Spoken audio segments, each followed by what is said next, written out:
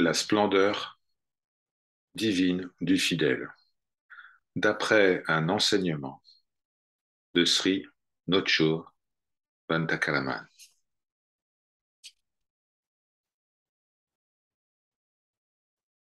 La personne, entre guillemets, qui s'approprie l'idée du corps apparaîtra tout de même réelle jusqu'à sa dissolution. Bien que le personnage ne soit pas réel d'un point de vue absolu, il a une apparence relative.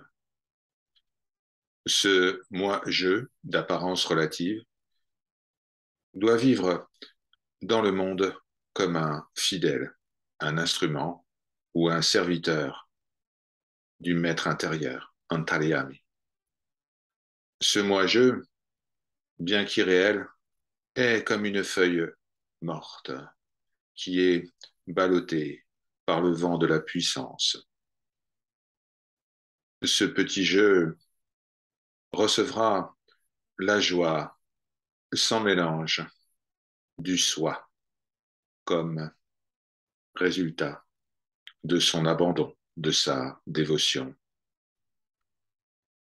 Le petit jeu fait que l'Advaita devient Vishishta, c'est-à-dire qu'une dualité semble s'observer entre le dévot et le Seigneur. C'est un mystère. C'est un mystère qui est à la fois magnifique et si doux. C'est mieux de laisser ce mystère sans réponse. Abandonnons toutes les théories, tous les concepts tels que l'Advaita ou le Vishishtadvaita et souvenons-nous du un. Laissons le mystère du multiple et du un sans solution. Observons, observons ce mystère et émerveillons-nous.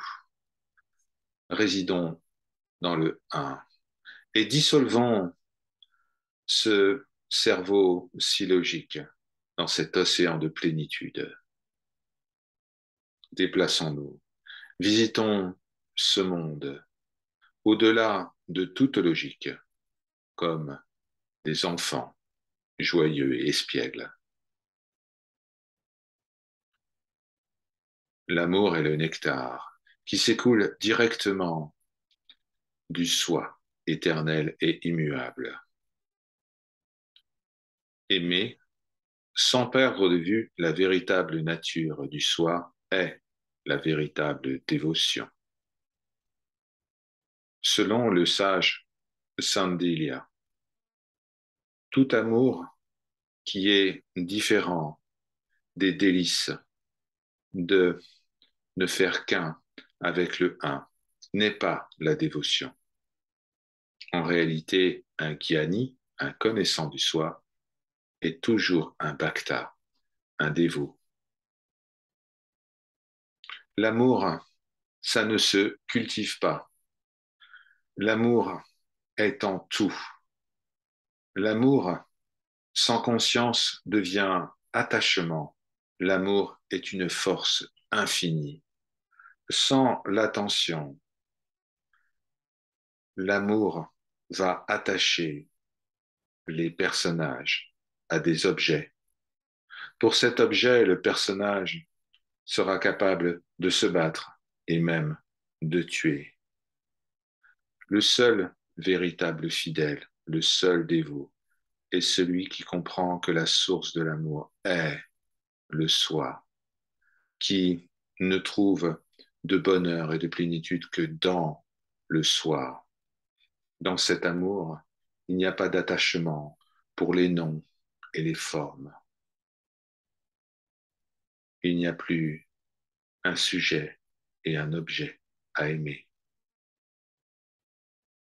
Un tel dévot n'est pas un amoureux du Seigneur. Il est l'amour pour le Seigneur. Le vrai dévot aime tout ce qui est, car il n'est pas un corps et ne voit pas d'autres corps. Il ne voit que le soi partout. Cet amour-là ne devient jamais un attachement. L'amour est tout-puissant, omniprésent, immanent. Mais l'amour, sans la conscience du soi, a créé des guerres et des destructions de masse. Un amour en conscience divinise l'homme. Toutes les guerres saintes sont dues à un concept propre d'un Dieu séparé de sa création. Seul l'amour divinise l'humain. L'amour, combiné à l'ignorance, transforme l'homme en démon.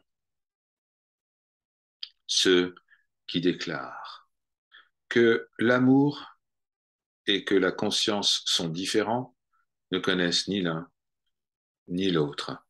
Un véritable bhakta, un véritable dévot, reconnaît que l'amour est la véritable nature de Shiva et il abandonne son individualité aux pieds de son Seigneur.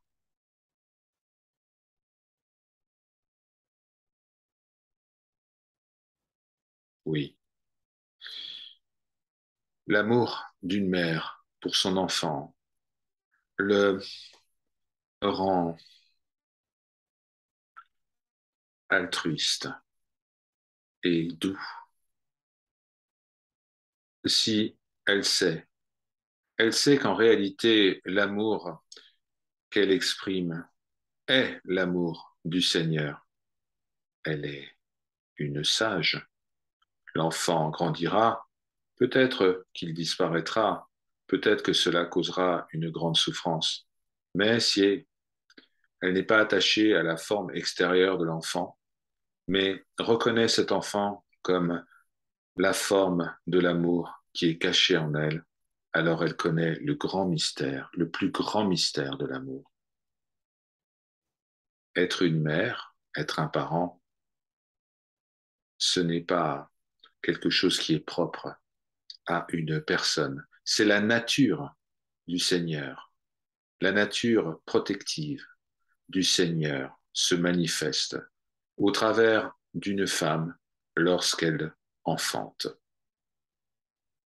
Au lieu de perdre leur identité, leur identification dans ce sentiment merveilleux de la maternité, les femmes s'identifient et disent je suis la mère de cet enfant. Les hommes s'identifient et disent je suis le père de cet enfant. Cela cause un attachement. Sachez que ce sentiment maternel est la manifestation de la divine mère. Soyez bénis.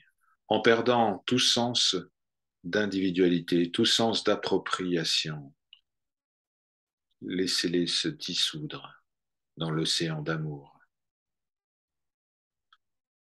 La maternité n'est pas propre aux femmes, elle se manifeste également chez les hommes si il n'y a plus d'ego pour définir et classer. En vérité, la dévotion est la réalisation spirituelle la plus élevée.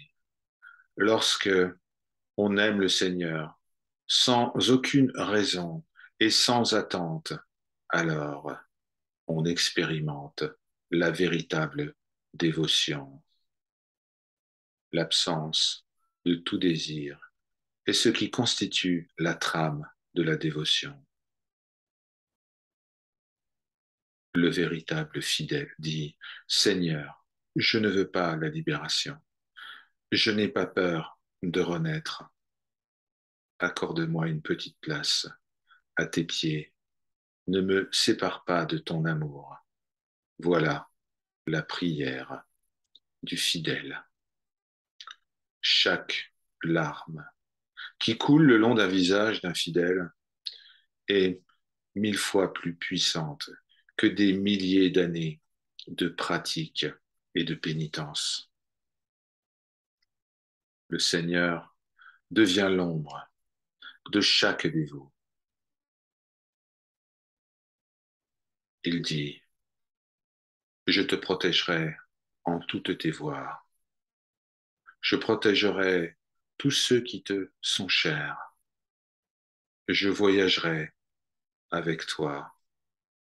Tu pourras même m'observer, t'accompagner à chaque pas. Telle est la promesse que le Seigneur a faite à un fidèle dans le Bhagavatam lorsqu'il s'est abandonné à ses pieds. Cela est la parole du Seigneur adressée à tous ses fidèles.